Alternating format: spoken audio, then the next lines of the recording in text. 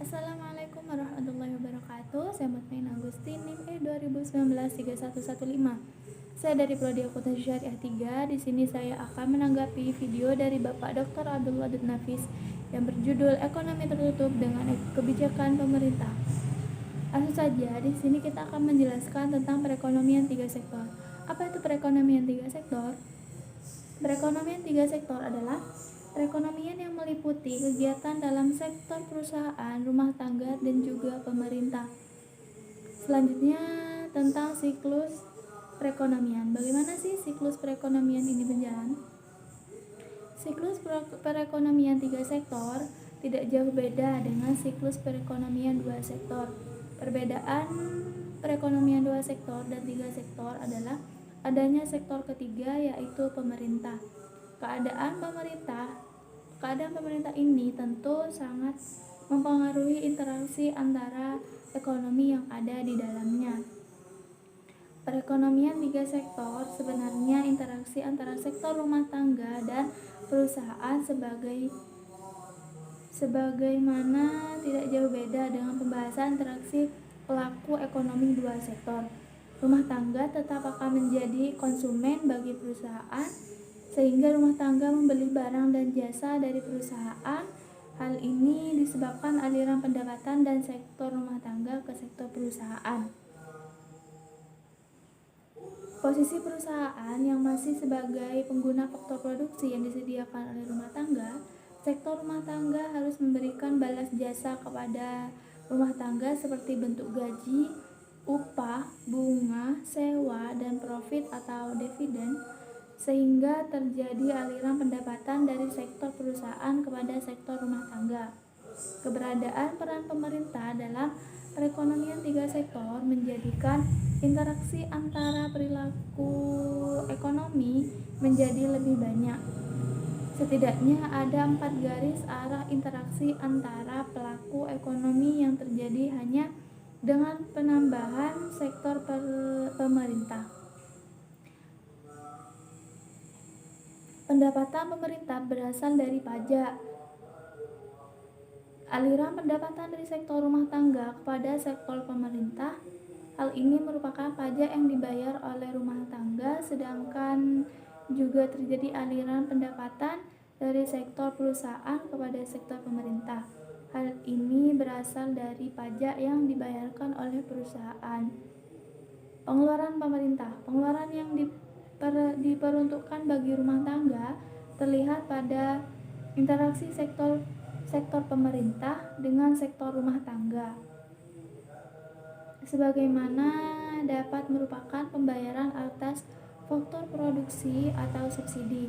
Untuk menyelenggarakan pemerintah tentu dibutuhkan tenaga kerja yang berasal dari sektor rumah tangga, sehingga pemerintah harus membayar gaji atau upah tenaga kerja. Pemerintah juga kadang melakukan pinjaman dana kepada sektor rumah tangga, misalnya dalam surat hutang pemerintah, sehingga ada bunga yang harus dibayarkan pemerintah pada sektor rumah tangga. Pengeluaran pemerintah kepada sektor rumah tangga dapat juga berupa transfer atau subsidi, seperti contoh bantuan langsung tunai. Pengeluaran pemerintah kepada sektor perusahaan ditunjukkan pada dapat terjadi karena pemerintah membutuhkan barang atau jasa yang disediakan oleh sektor perusahaan dalam menjalankan pemerintah sehari-hari, misalnya membutuhkan kertas, printer, dan lain-lain. Kebutuhan akan barang-barang tersebut tidak mungkin disediakan sendiri oleh pemerintah. Sektor perusahaanlah yang memproduksi barang-barang tersebut, sehingga pemerintah harus membeli barang-barang tersebut. Selanjutnya di sini kita membahas tentang adanya campur tangan pemerintah akan menimbulkan 2 perubahan penting. Yang pertama, pemungutan pajak dilakukan pemerintah akan mengurangi pengeluaran agregat melalui pengurangan atas konsumsi rumah tangga. Dan yang kedua, pajak memungkinkan pemerintah melakukan pembelanjaan, dan ini akan menaikkan pembelanjaan agregat. Kedua aliran atau pengeluaran ini akan mengubah pola aliran pendapatan dalam perekonomian. Dalam ekonomi tiga sektor belum terdapat kegiatan ekspor dan impor. Oleh sebab itu ekonomi tiga sektor dinamakan juga ekonomi tertutup. Selanjutnya di sini kita akan membahas aliran pendapatan. Aliran pendapatan atau campur tangan pemerintah dalam perekonomian akan menimbulkan 3 jenis aliran baru dalam siklus aliran pendapatan. 3 jenis aliran yang baru adalah: yang pertama, pembayaran pajak oleh rumah tangga dan perusahaan kepada pemerintah.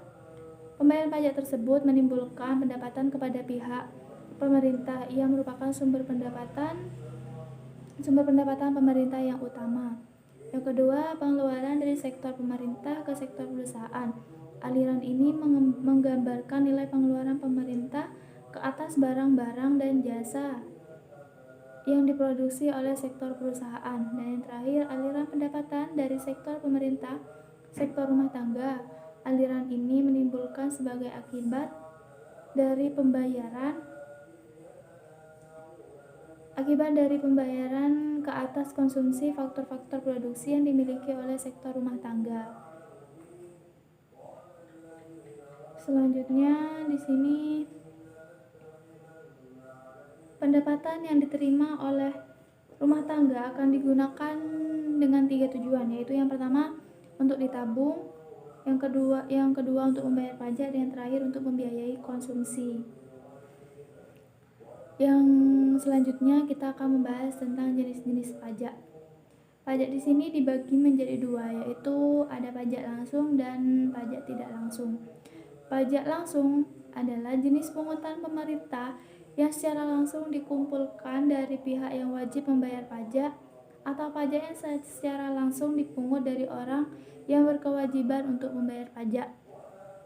Jadi pajak langsung ini tidak bisa dibebankan kepada orang lain. Yang kedua, pajak tidak langsung. Pajak tidak langsung adalah pajak yang bebannya dapat dipindah-pindahkan kepada pihak lain atau yang menanggung beban pajak tersebut adalah konsumen. Ada juga bentuk-bentuk pajak pendapatan. Yang pertama ada bentuk pajak regresif, yaitu sistem pajak yang presentasinya menurun apabila pendapatan yang dikenakan pajak menjadi bertambah tinggi. Dalam sistem ini, pada pendapatan rendah, pajak yang dipungut meliputi bagian yang paling tinggi dari pendapatan tersebut. Tetapi semakin tinggi pendapatan, semakin tinggi presentasi pajak itu dibandingkan dengan keseluruhan pendapatan. Yang kedua ada pajak proporsional. Pajak proporsional adalah presentasi pungutan pajak yang tetap besar adanya pada sebagai tingkatan pendapatan, yaitu dari tingkat pendapatan yang sangat rendah kepada yang sangat tinggi. Dalam sistem pajak ini tidak dibedakan antara penduduk yang kaya atau miskin dan di antara perusahaan besar atau perusahaan kecil. Yang selanjutnya ada bentuk pajak progresif. Bentuk pajak progresif ini adalah sistem pajak yang presentasinya bertambah apabila pendapatan semakin meningkat.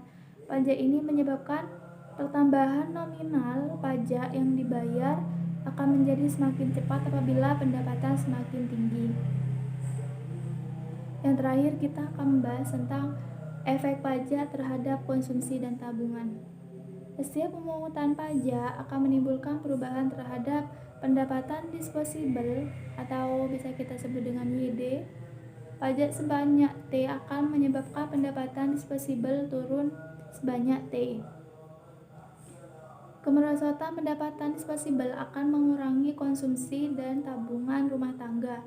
Jumlah konsumen dan tabungan yang berkurang adalah sama dengan pengurangan pendapatan disposable. Maka tergantung pada perubahan pendapatan disposable, pengurangan konsumsi ditentukan oleh MPC dan MPS.